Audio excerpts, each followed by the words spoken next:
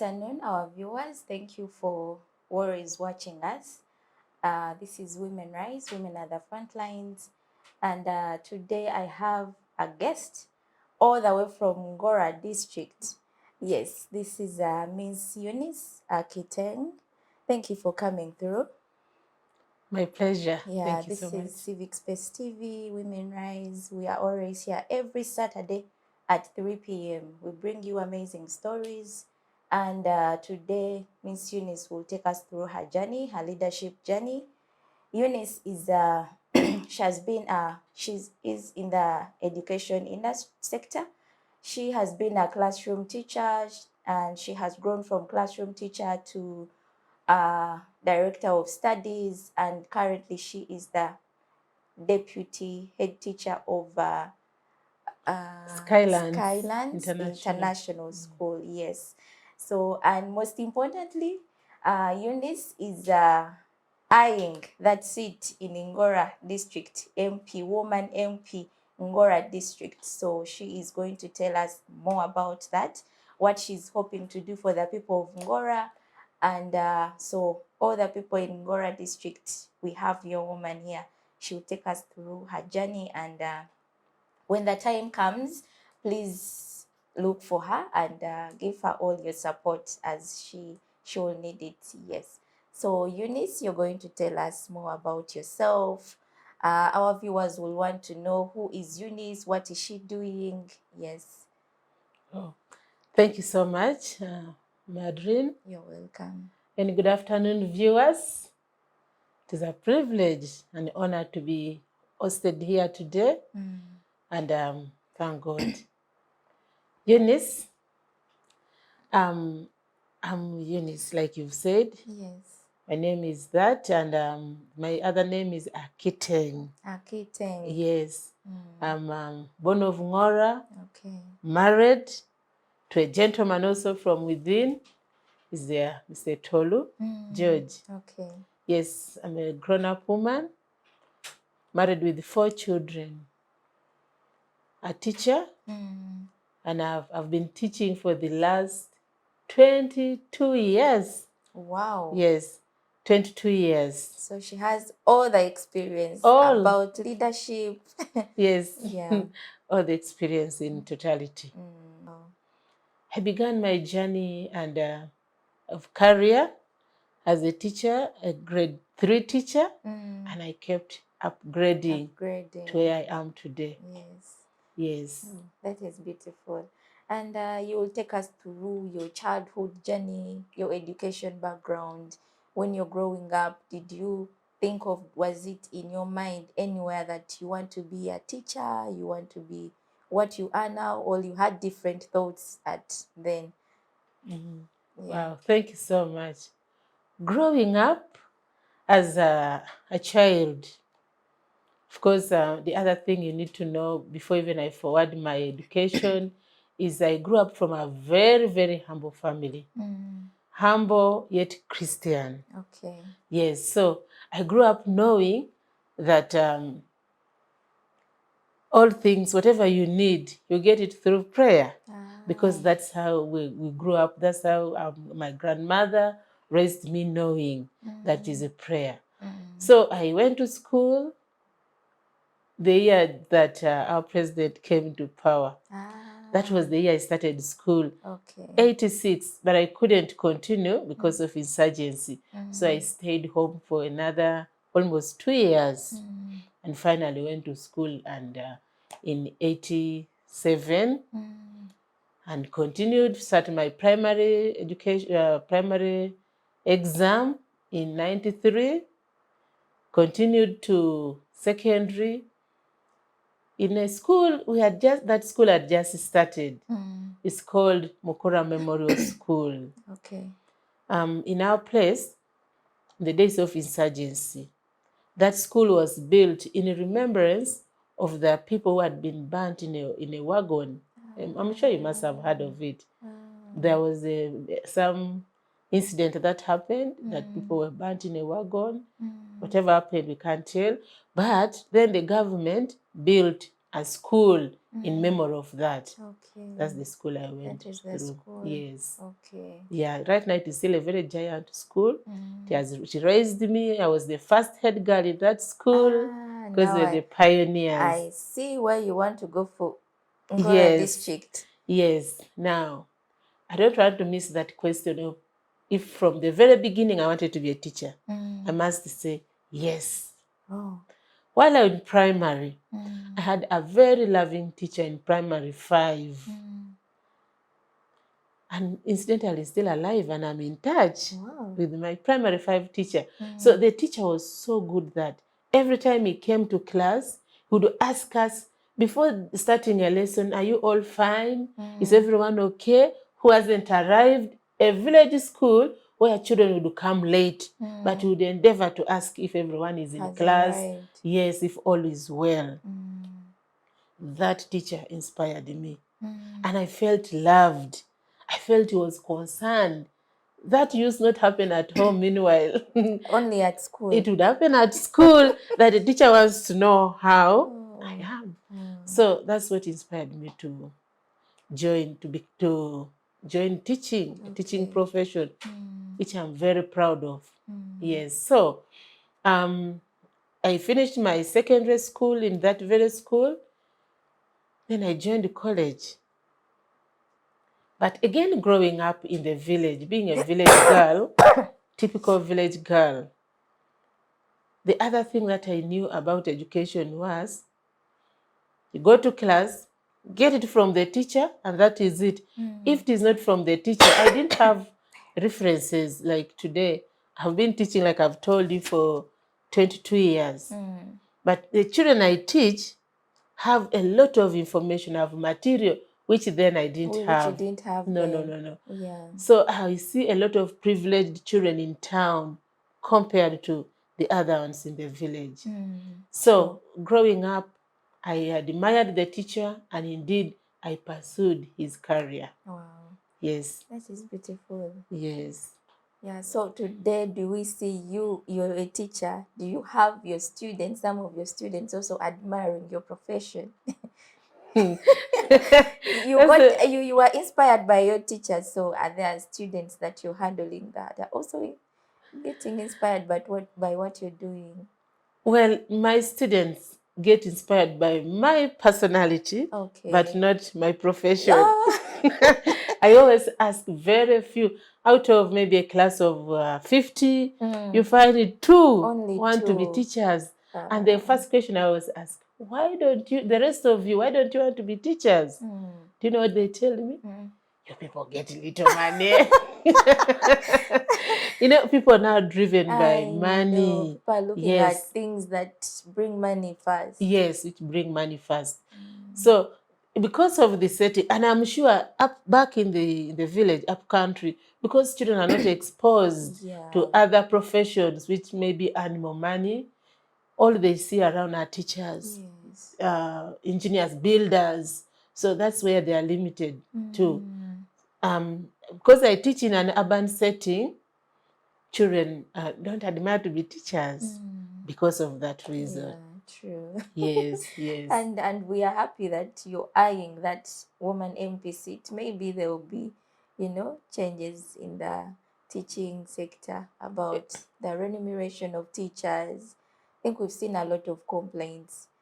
Yes. About the teachers' pay. Leave alone the teachers' pay. For me, I first want to work on the mindset. The mindset of a teacher, the mindset of the community. It is not about the pay. If it were about pay, then I think I would have quit teaching by now. I started teaching with a very little pay. I was once in a government here in Kampala. Because, when you're just beginning, you have a lot of ambitions. I was earning very little money. Then it was money. It was 113,000. That was in 2000. 2000. But by then, I think that money had some value. Yes. Though it was little, but it had value. Not like today. But it was also competing with the private sector. So because of the privatization of education, I saw a better offer in the private sector. Okay. So I said, okay, 113 vis-a-vis 250. Said, okay, now Eunice, what you do? Okay. Quit government, Go to make private. money, and come back. It has not been easy to come back. To go back. Because I see these days, yes. most in the teaching profession want to go to government. Apparently. Yeah. Yes. So what is the difference between the two? If you're a government teacher and then if you're in the private sector, what is the difference? Of course, with the pay, private is better. Okay. But what people want in the government, the few I've interacted with, is the pension. They do not want hard work. Because with the private, you cannot take your laissez-faire kind of. You don't need to be lazy. But if teachers were self-driven, need less supervision, even those in the government would really enjoy and they would pass children. Yes. Well, I'm enjoying the conversation because I grew up with a teacher. Yes, the person I grew up with was a teacher. Yeah, so she's not now today. She's not here today. May her soul rest in peace. But I think at one point they also thought I would become a teacher because I grew up with a teacher. Yeah, so but she was in government. Yeah, for the time she was there. Yeah, she was a government teacher. And to assure you, the government remains the best employer. Yes. Okay. Government. Wow. So Eunice, you're going to tell us more about your work. How are you keeping up the competitive environment in the education sector? How are you managing? How are you keeping relevant as a woman in particular? Wow. What I do mostly is what I like. Or I do what I like. You do what you like. I do what I like. I think that is the most important thing. Yes. Yeah. Like I told you, I joined education because I wanted it. So even now, what I'm doing is what I like. I like teaching. So how am I keeping myself relevant? How am I being competitive? Like I've told you, I've been to only one private school. I was for 18 years. And now I'm in this other one. This is my second year. Okay. What do I do? When I'm at work, it is entirely about work. Wow. I relate with my employer very well. I am on target. I set targets and fulfill them. But most importantly are the children. The children. When I go to class, my mind is, oh, these children actually depend on me. What I need, what they need is in me. What is that I can improve in them? What value can I add? Apart from giving just knowledge, examination-oriented, answering questions, what other values do I need to impart on these children? It is what drives me. So actually, I'm in charge of discipline at school. So apart from teaching learners and making them understand, I also impart in them character and values. Okay. Yes, moral values, which anyone can do, but depends on how committed you are. I relate with the children. I relate with them like one who does not have another parent, so I'm the parent. Yeah. Like they don't have another teacher, I'm the one. So I make sure that my impact in their life is very relevant. Yeah. It should be because most of the time that the children are at school. So what happens in school affects their life more. Yes. Yeah, because true. They spend little time at with home. the parents. Yeah.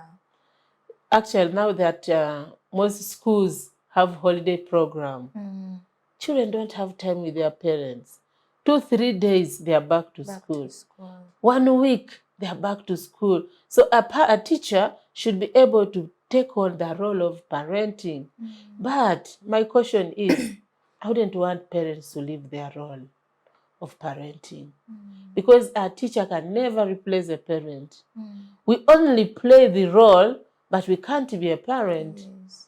That's why in my exposure to the children, have met challenges. Children are actually depressed. But parents don't know. They don't know. You find a child coming to you and saying, Teacher Eunice, and screams and says, I feel like running. Like, what is the matter? Why would you want to run?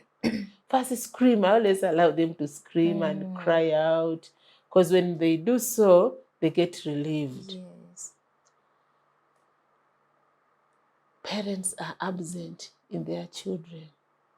So when I discovered that from children, from what they share with me, my mother is never there. She's ever out looking for money. My father is always on safari. I have issues, but nobody attends to me. Those are the challenges that I've met. And because of those challenges, I've made myself available to the children. Okay, yes, that is beautiful.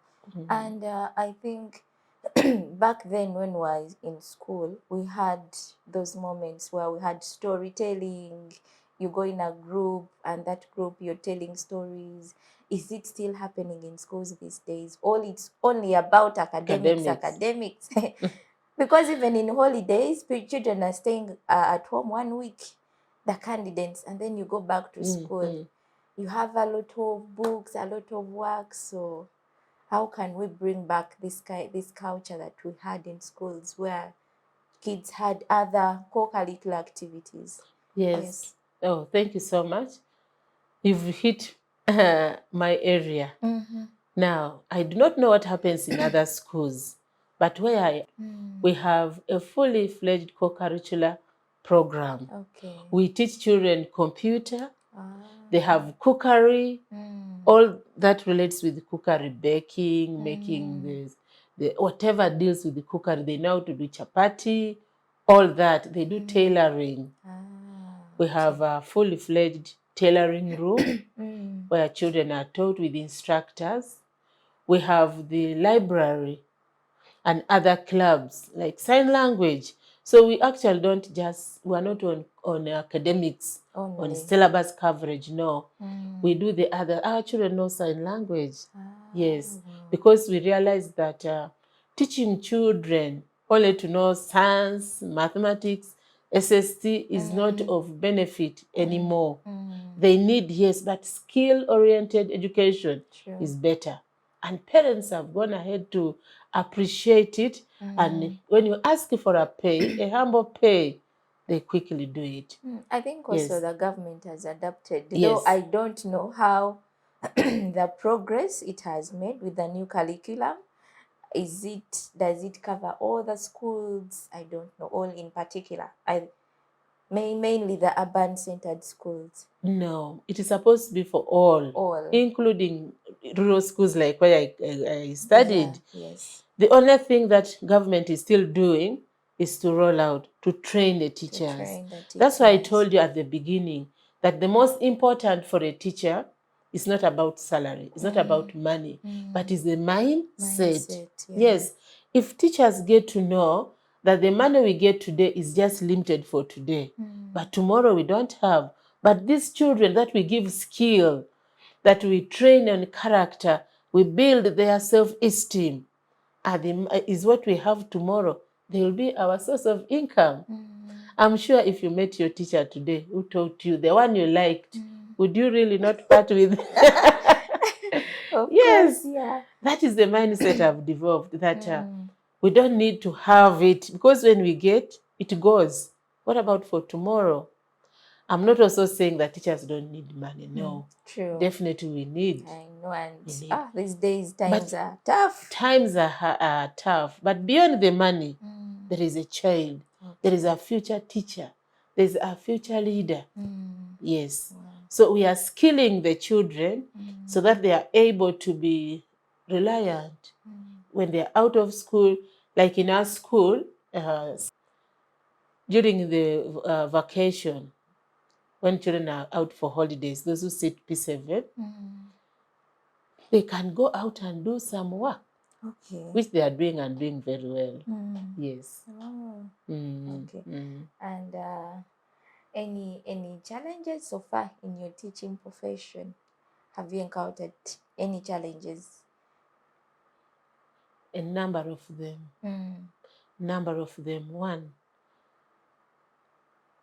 sometimes our employers generally expect a lot, and yet the support is less. Yes. For instance, you might be expecting a class. I taught primary 7 class for 10 years. You expect a class of 50 children, and the set target is, Eunice, I want all these children in Division 1, which would be possible if all other factors remain constant. Yeah. They forget that it's not just about Eunice and the child. We have the parent, we have the community, we have the environment. There are so many challenges. So that is the other challenge that I have met. But most importantly, when the other challenge that I have always seen, which cuts across, even for those other classes, of late, is the COVID effect. Yeah. Yes, most parents do not want their children to stay in the classes. They wanted promotion. My child was in year 3 when COVID struck. Now he should be in year 5. And because they had grown. They have grown, actually, children have grown in body, Yes. but they don't have the content. So skipping a 2-year curriculum content is a big challenge. So that is the other challenge, meeting the expectations of parents. Yes. And also vis-a-vis the work ethics. That's what the other challenges that I have met. Okay. So now we are going now to Ngora district. So how is Ngora district? Have you been there lately? Yes, I was in Ngora.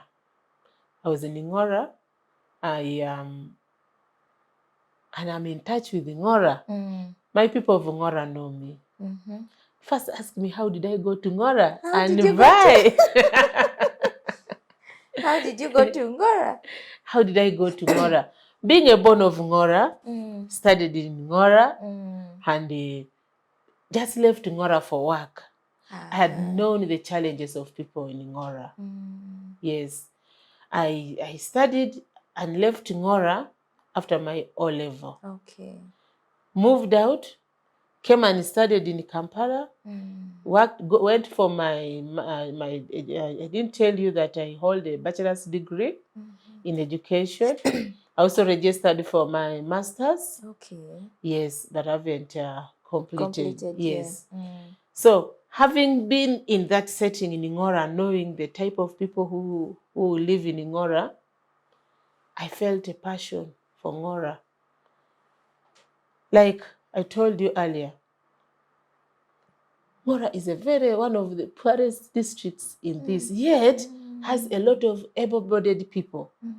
Just needs a mindset. So during COVID, I saw on TV how people needed support. They didn't have food. They couldn't even afford basic needs for their families. And as a family, we tried a little, giving food to a few families that we could. But because I had the leadership in me, my heart for the people of Ngora, I decided to venture into politics. Yes. So you get the idea of leadership in Ngora, woman MP, from COVID-19? It was even earlier than that. But the opportunity to go in, to launch into the district came in that time. After COVID-19. Yes, after COVID-19. Okay. But I'd always admired, because I'll be taking you back. While in school, I also had the leadership skills. Yeah, you told me you were the head girl. I was the head girl in a secondary school, in my Mukora Memorial School. I was the office in our time then.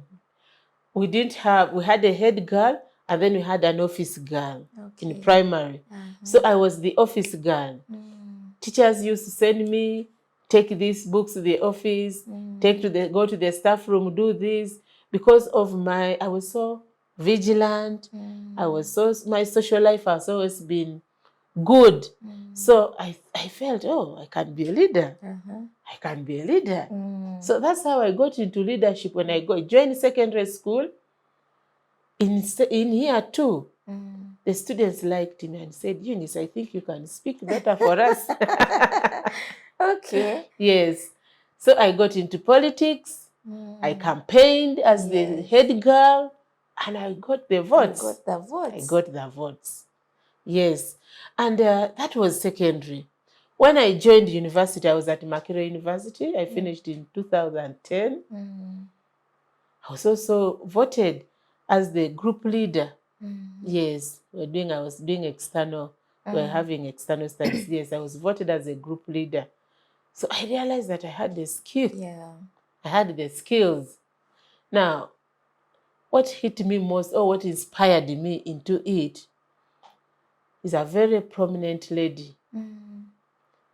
Very prominent lady in this country. Okay, you can share. I honor her. Yes, you can tell us about that lady, because we Yes. also need to know. This show is basically, these stories inspire people and Yes. motivate. So someone might be there, your students, your parents, people you have engaged with, and they are looking at you, a young woman there, she's looking at you, listening to your story.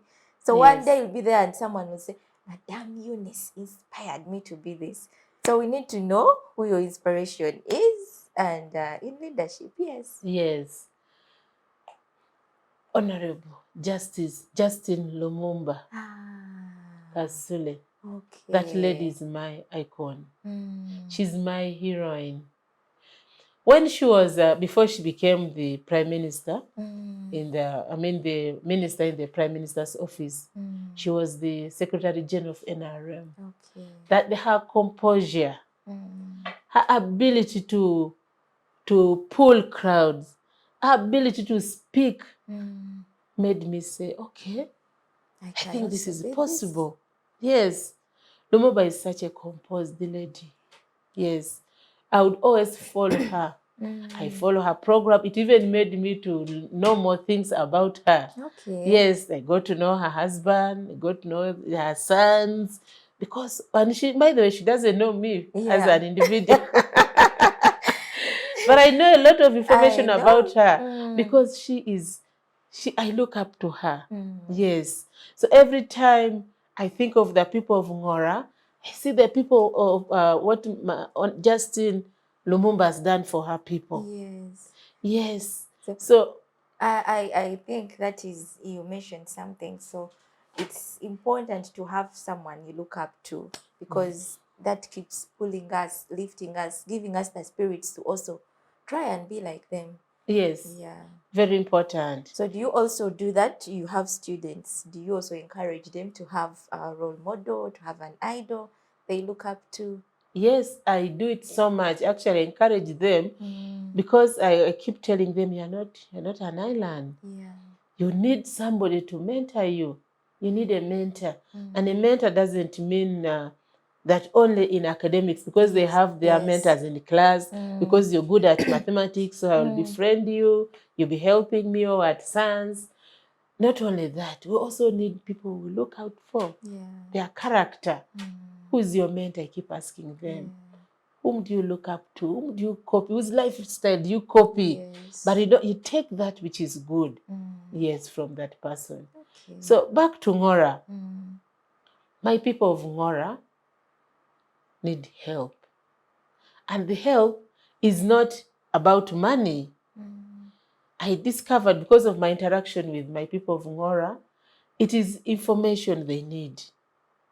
They need information. They need somebody who is in a position of just little leadership to mobilize them and be able to meet their own needs. Yes, so I moved out in that spirit of a woman. I said, no, these women can do a lot on their own. They have the abilities. They just need somebody to tap them and show them their way. That's how I got to Ngora. Okay. Yes, and I did the mobilization. I got women who had their groups mobilized by the... So you're telling us that in 2021, Yes. You were already in Ngora. Yes. Okay. I went to Ngora Okay. in 2021. Yes. I was there for 3 months. But of course, my party, we had to go through primaries. Okay. That's why I didn't make it. My incumbent then made it, and I gave up. I said, okay, you can still be our leader, but I'm coming back in 2026. Coming back. Yes. But is the spirit. Yes, that's the spirit. And most importantly, for me, I respect leaders so much. Why do I respect leaders? My Bible. When Saul, the Bible says, when God rejected Saul, Samuel was feeling so bad, not knowing that God had prepared a leader for the children of Israel, for his people. So I felt I'm that leader that God has prepared for the people of Ngora. When I felt like that, I moved in. And I'm still moving on until the anointed time that I'll be able to serve the people of Ngora. Yes. Yes. Okay. Yes. And in Ngora district, to the young women, you want to come for the women. So what do you think the women in Ngora district really need? The challenges women go through, domestic violence, a lot of issues women really go through. So speak to the woman in Ngora district. What are you looking at doing for the woman in Ngora? Thank you so much. Women in Ngora go through a lot of challenges. Domestic violence is the order of the day.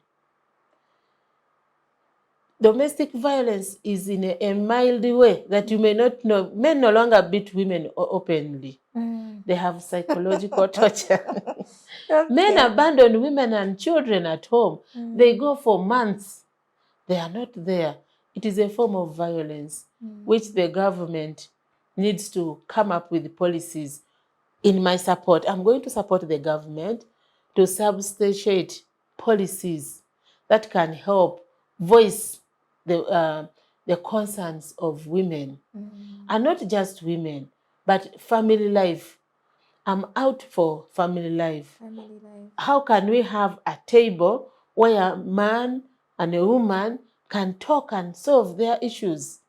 Yes, not necessarily involving physical violence, psychological violence. They can do table length. They can solve their problems by discussion. So I'm training women. I'm talking to women that we need to know your position in a family, know your position in a community. By so doing, we shall be solving these other development problems. We know poverty. Poverty is what is crippling Ngora. People are so poor that because they want to pick from the government, everything, government help us. But if we train them to use their hands, which I believe women of Ngora, we can use our hands and improve our livelihood. Yes, so my aim is, if I'm able to tap women in Ngora, the young ladies, especially those who are at the age of managing selves, they can be self-reliant, use their hands. How? Change the mindset of knowing that he should be receiving from the man, receive from the father. At the age of 16, a girl shouldn't be buying for a girl pads. Should be able to use her own hands to make ends meet. So I believe in Ngora. When we learn that we can use our hands, that we can do the things to solve our problems, then life can be better. Yes. Okay. So since 2021, when you went in for the primaries, is there anything that you've done in Ngora up to date, or it's just in plans? No. Like I told you, I went for a very short time. So primaries knocked me out. I stepped out briefly, but I'm back in Ngora. I'm doing mobilization. I'm training ladies in making soap. I should have brought for you some samples. So you're already training the Yes. ladies in making soap? Yes. Liquid soap? Liquid and bar soap. Okay. Yes, I've organized I take trainers for them. I involve them in, for example, liquid soap can even be used for washing clothes. So I teach them how to do it at home, and it's less costly. You have 50,000, you can put your monies together. That's what I keep telling them. Let's put our money together. Bring your 10, bring your 5. We make soap. We divide and we share. The 5,000 you've used for making soap, the soap you get is more than what you could have bought in the market. And they are being skilled. Yes. Okay. But I'm also training them that you can actually have respect. Apart from money-related issues, I want to build families, God-fearing families. Yes. So we are on principle teaching them that how can you be an ideal woman at home. Yes, because there's an outcry from men. Women no longer respect. Women want everything from me. I buy uniform, I pay fees, I buy food. What does she do? Then I also challenge them. Surely, if your husband buys food, if he pays fees, must he buy food? No, you can do something for yourself, for the family. Yes, by so doing, families are getting united. Yes. Oh, that is beautiful. And maybe I'll take you back. Your leadership journey has started right away from primary. Yes, I've seen it growing from classroom teacher to director of studies to deputy. So this saying that is a leader made or a leader is born. Yes. What do you say about that? Is a leader born or a leader is made? Incidentally, I'm on both. You can make a leader of yourself. Yes. People want, most times, for me, I don't think I was born a leader. Yes, I wasn't born a leader. But I kept inspiring myself. I kept taking opportunities that were available. Before long, I realized that, I've been able to do this. For example, if we walked in here together, if we go to an area with a group of people, I always find what to do. While others sit and wait, I'll find what to do. So I cannot tell that I was born. I'm sure I grew into it. Yeah, okay. Yes. So one can be born a teacher, which I don't, a leader, which I don't have experience of, but you can also become a leader through exposure.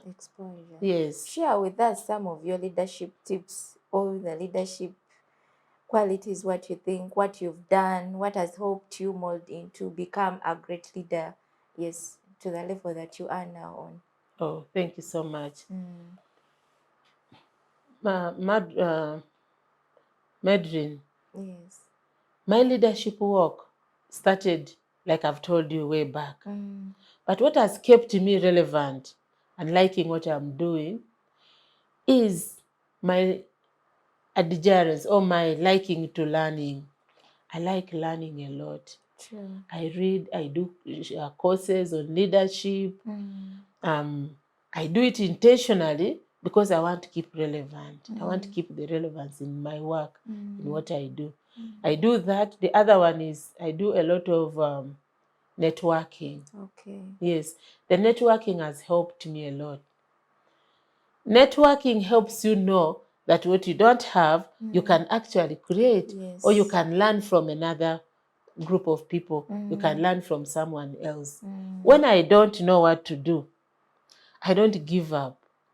I keep trying. But because of trying, I also network apart from trying. Yes, I network with people. So I have grown in my leadership. Apparently, I was a classroom teacher, like every teacher who qualifies goes into a classroom, you teach a subject. I grew into a head of school, a head of department. I headed the new MDD. Okay. Yes, I headed the language department. Then I became the director of studies in the same school. That is Entebbe Christian School. Okay. I was the director of studies for some years, until when I stepped out of Christian and joined Skylands after COVID. So what do I do in my leadership? What makes me relevant is I put on people's shoes. For example, as a deputy head of school right now, you find teachers find it easier to approach me. Why? When you come to me with a challenge, today my baby is not well, I want to take her to the hospital, then come back to school, tell her, oh, sorry, why didn't you do that? You should have just made a call. By now you'd be back to school. There are things you do fast. First things first. So because of my ability to understand people's challenges, it has made me the leader that I have always been for a while now. Yes. I easily understand people's challenges. Yes. Okay, so what lessons do you have for the young woman in Ngora, right away from those ones who are in primary school, secondary, to the young girls most especially in Ngora? As you're a teacher, you've been into school, you've seen the challenges that the young girls go through. So what lessons do you want them to pick up as they grow up? Yes. Yes, thank you so much. Allow me to speak to the girls in Ngora. Growing up in Ngora is not any different from growing up from any other part of the country. The challenges you're facing in Ngora are all over. And train yourself to be reliant. Don't compromise your self-worth or your choices. Make sure that what you do is to benefit you. For example, there are so many opportunities that come, especially that attack girl child. The needs for this, the financial needs, even the social needs. My encouragement to you is, do not compromise. Be yourself. I grew up in Ngora, but I took my disadvantage as an opportunity to propel me to become a person that I am today. Yes. I did not allow anyone to take advantage of my vulnerability. As one who had needs, I had need for fees. My education, I skipped many classes. I would go to school after failing to pay fees maybe for 2 terms. I leave that school, go to another. I think that is very common, you know. Yes. It's very common mainly in rural areas. Yes, go to another. You find parents cannot complete school fees, and then the term has ended, the year has come to an end. Yes. So, but I juggled and made it. I did not drop out of school. There is nothing that should make a girl drop out of school. Those challenges are all over. If you're in the village setting, those are the challenges for the village setting. Even girls in town have their own challenges, which are not necessarily like yours. So if I made it from that rural village, I used to go to school not in shoes. I would walk barefoot. No shoes. The first shoe I wore Why did you say that so softly? The first shoe I wore was when I was going to do my mock, P7 mock. I borrowed sandals. Oh. Yes. So, but I had opportunities. There were young but boys. Do you know that was then, but it is still happening right now? Now, as we talk, there are many children out there even without sandals to walk to school. And is the reason why I said, I think I can do something.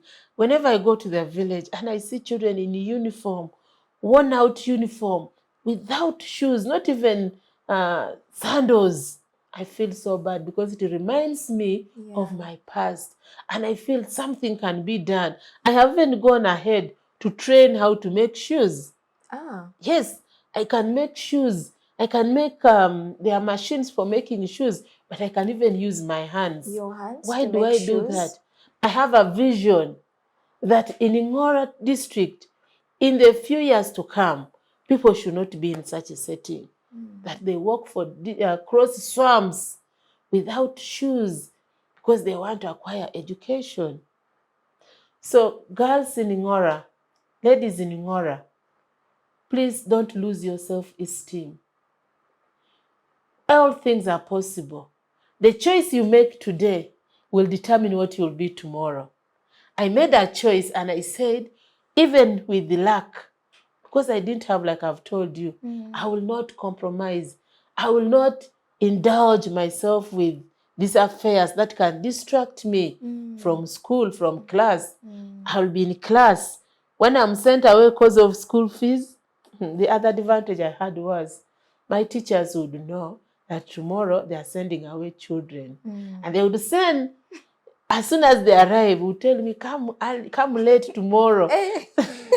So you had teachers, I best had friends teachers, who would yes, even warn you. They would warn me that tomorrow. You must have been a very good student. I was a very good student, but most importantly, I was so obedient. Not only obedient, I was disciplined.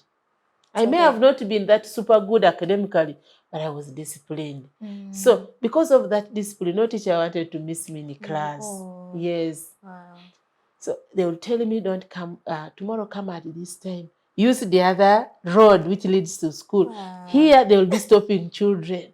And that helped me. So as a school-going child, whatever level you are, stay in school. Teachers are not to be feared. Befriend teachers. And that is the other thing that I do.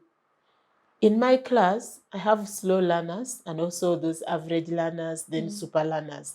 I befriend slow learners so much because I want to build their esteem.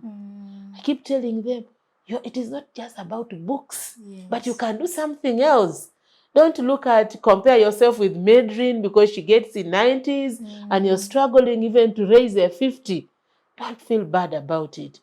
Do what you are able to do best, and then the rest you'll build on. And then when you talk about that, also our parents, some parents, you want something for your child, and then the child is not able to be what you really want. So any advice for the parents? Because I think we end up pushing a lot these children into becoming what we want. But not looking at what they want. And not even looking at their abilities. Yes. Parents, I don't know if you're a parent, you look a young lady. I'm actually a parent. Oh, I'm happy. Yes, I am. I am a mother. Oh. Yeah, I have responsibilities. I have children. I have 2 children. Oh, all right. Now, my advice to you as parents, as now a parent, I know I'm talking to the rest of the parents. You know your child, know your child's ability. Try to engage your children. Or what would you want to be in the future when they are still young? Don't wait until a child maybe admires another child's parent. Say maybe Jordini's father is a pilot. Then the child says, I also want to be a pilot. But does not have the ability, but can excel in another field. For example, there are children who can excel in fields like engineering. But what to do to become an engineer? People think it is a one way. You can begin from low, begin from home, expose children to gadgets. By so doing, you will know that they are able to. But what kind of gadgets also do you expose them to? Know your child's ability. Do not drive them. Encourage them in there. How do we see that this is my child? How do I identify that maybe my child is good at this? Even as they are studying in school, you are able to see their performance. Okay. Yes, don't base on marks. Yeah. Base also in their even interaction with the teachers, because you know your child very well. Say a child is in year 4. By year 4, you should be able to tell what a child is good at. If the child is good at writing, can you encourage that child? Expose that child to books. Okay. Let that child read. Who knows, that child will be an author tomorrow. Yes. Not because you wanted your child to be a doctor, and yet is not is good at reading, Whichever material he gets, he reads. Allow that child to thrive in that area. If you know your child very well, you'll be able to guide. Yes. Wow. And also the choices we make, especially when we're joining secondary school, that is the other challenges I've met. When we're feeling choices for joining secondary, my child has to go to Budo. I have the resources. My child has to go to Gayaza.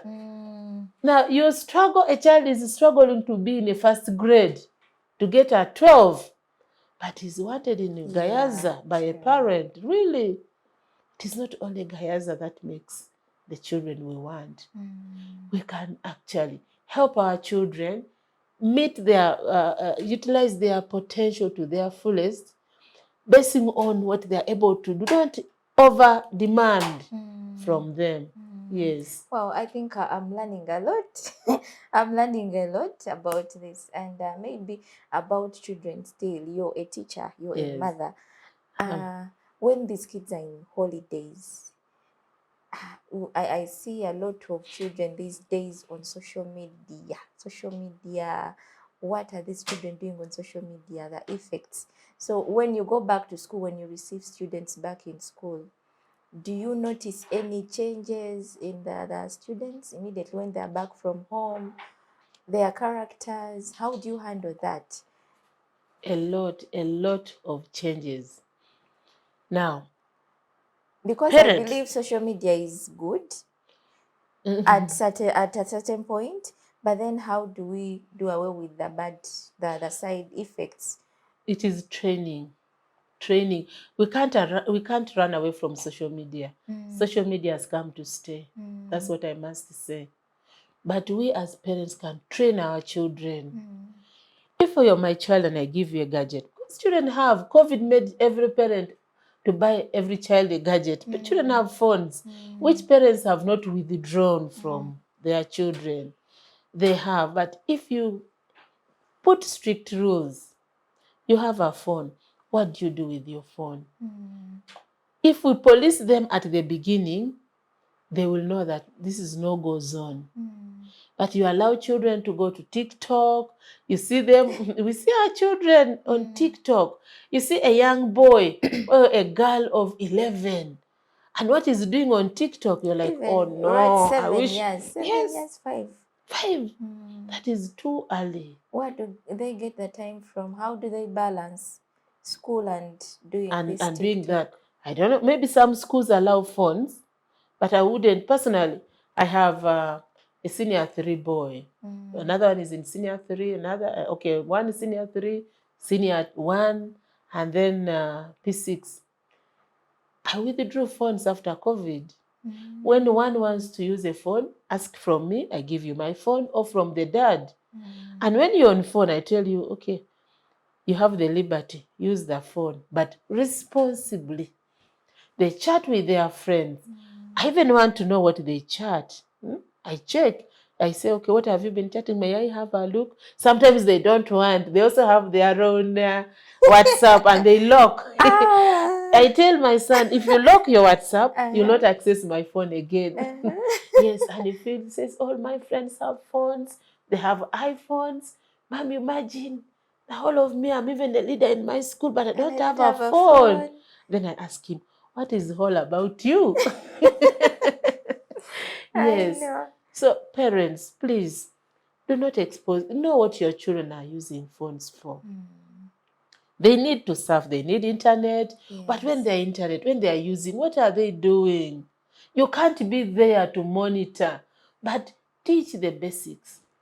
Let it be your family. Let a child know that our family, our principles are no watching nudes. Do not go on pornography. Do not go this. Children are on Facebook doing what? You get? So it is about, we can't stop them from using phones. We can't avoid them from going to social media, being in social media, but we can train them to be responsible in those spaces. Yes. And you being a teacher, and then we are seeing you in leadership, political, that you want to join the political space. How will you balance this? politics and then teaching and Yes, then a mother, a mother. wife. This Yes, is a lot to combine.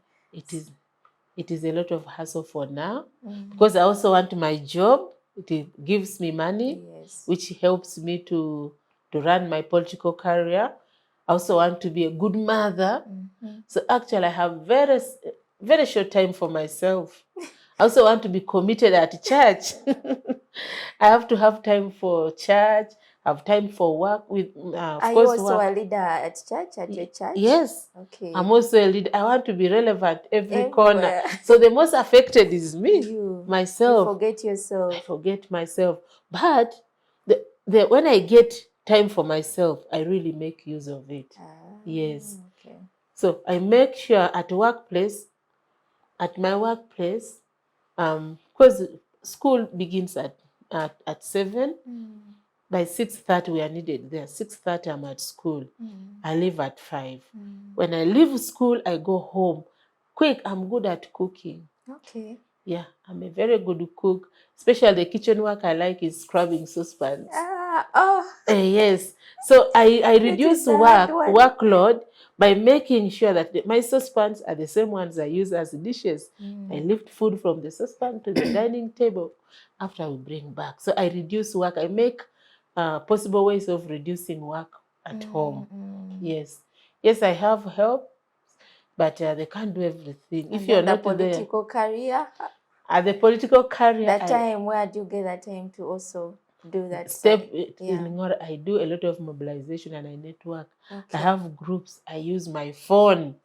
Yes. Okay. Yes. Sometimes instead of me going there, I call my agents. We meet in Kampala. Yes. Okay. That's what I'm doing. Groups.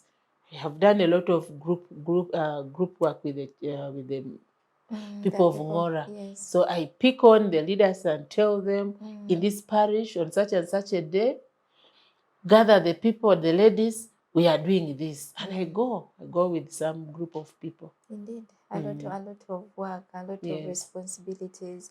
And you can share with us, our viewers, some of your work ethics as a teacher, then as a leader. What basically do you consider when you're doing your work?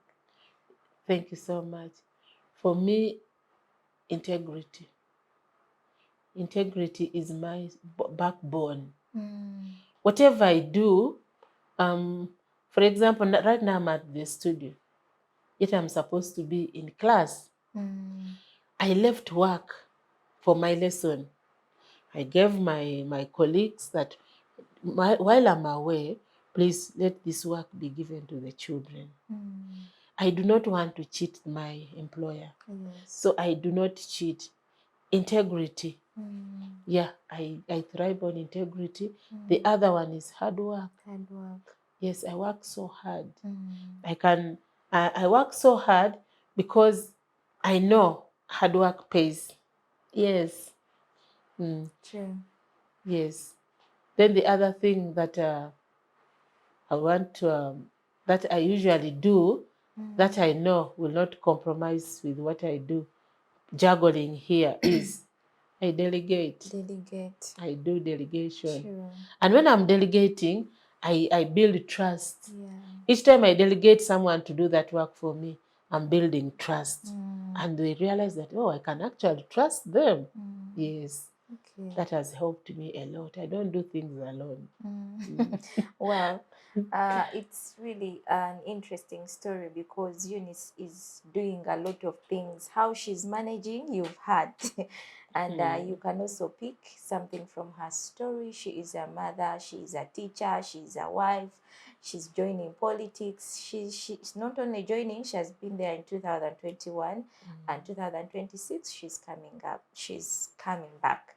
Yes, Eunice, as we conclude, any last words to our viewers, to your parents, your students, to the people basically in Ngora, and in particular, a young woman watching you now? Thank you so much. To viewers generally, thank you so much. I know this has been a good time for me at the studio. I've been blessed that I've been able to express myself. And I've been able to explain the passion why I want to join, why I'm in politics. Yes. But the ladies in Ngora, young people in Ngora, please let us desist from bad company, from violence. We can solve things together. Yes. Please, I also encourage us to work hard. Work hard. Keep your self-esteem. Make the right choices. Yes.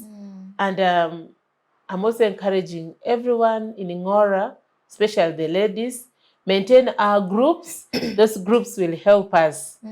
What the government is giving us, the parish development model, please make use of it. Don't use that money in a wrong way. Don't use for buying clothes. Christmas is at hand. Please don't buy Christmas clothes. Make good use of that money. Keep chicken. Rear goats. It will pay us well. You will benefit from it. By the time you need your fees next year, you'll be able to sell something and get money. Embrace what the government is giving us. It is out of goodwill. It will benefit us. Thank you so much. Wow. It has been Eunice Akiteng. Yes, thank you so much for coming through. Thank you so much. And to our viewers, thank you also for being very lovely viewers. To our new viewers, please don't forget to subscribe to our YouTube channel and also to follow us on all our social media platforms. Yes, you have been very wonderful viewers. I also want to appreciate our team behind the cameras. Thank you so much. And I've been your host, Madreen. See you next Saturday. Bye.